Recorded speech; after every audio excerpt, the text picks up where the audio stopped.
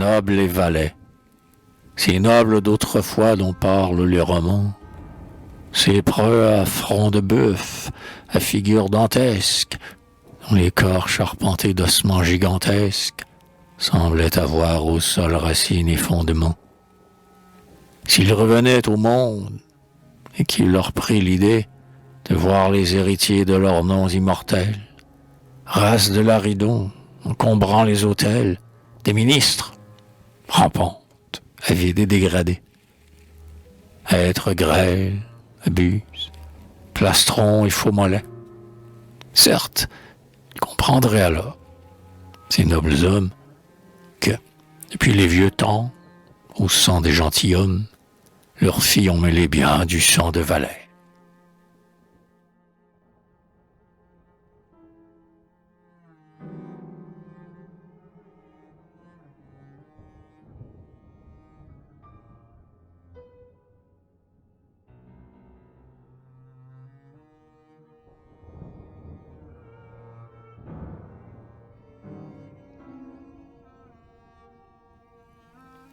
Le réveil en voiture.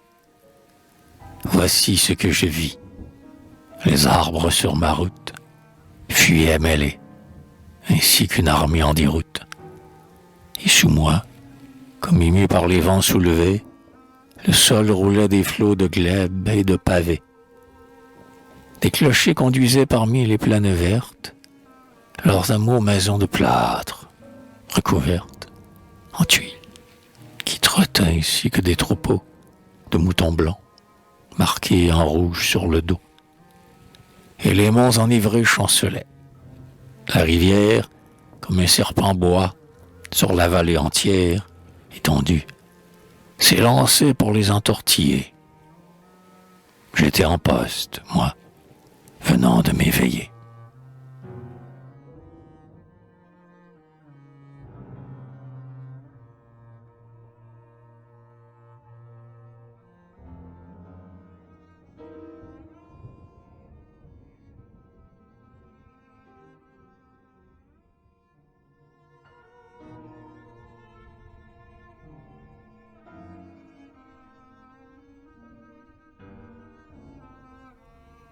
Le relais.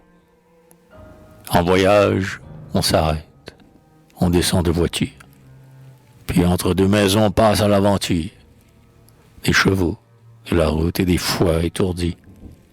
L'œil fatigué de voir et le corps engourdi. Et voici tout à coup, silencieuse et verte, une vallée humide de lilas couverte. Un ruisseau qui murmure entre les peupliers. Et la route et le bruit sont bien vite oubliés. On se couche dans l'herbe et l'on s'écoute vivre. Toute l'odeur du foin vert à loisir on s'enivre. Et sans penser à rien on regarde les cieux. Hélas, une voix crie. En voiture, messieurs.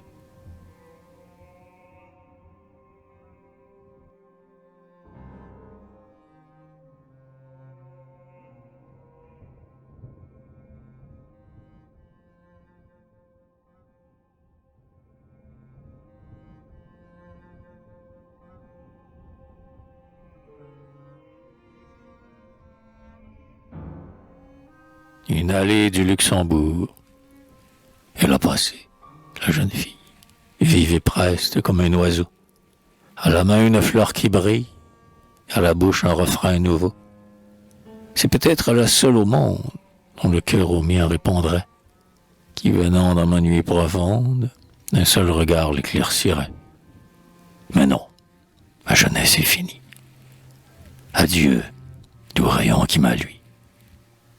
Parfum, jeune fille, harmonie.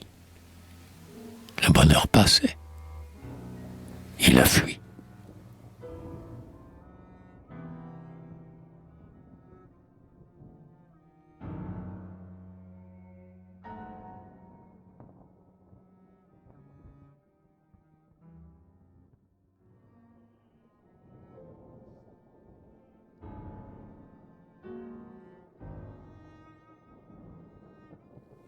Notre-Dame de Paris.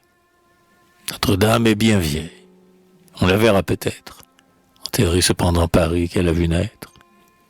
Mais, dans quelques 1000 ans, le temps fera broncher, comme un loup fait un bœuf, cette carcasse lourde, tordra ses nerfs de fer, et puis d'une dent sourde, rongera tristement ses vieux os de rocher. Bien des hommes de tous les pays de la terre viendront pour contempler cette ruine austère, rêveurs et relisant le livre de Victor. Alors ils croiront voir la vieille basilique, tout ainsi qu'elle était puissante et magnifique, se lever devant eux comme l'ombre d'un mort.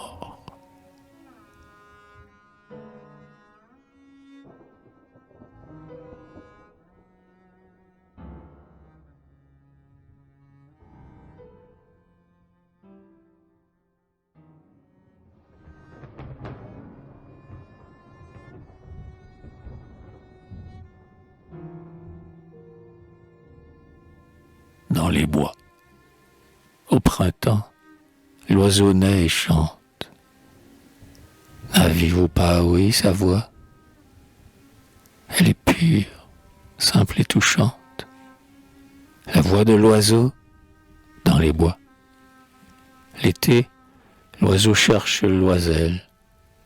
Il aime et n'aime qu'une fois, qu'il est doux, paisible et fidèle, le nid de l'oiseau dans les bois.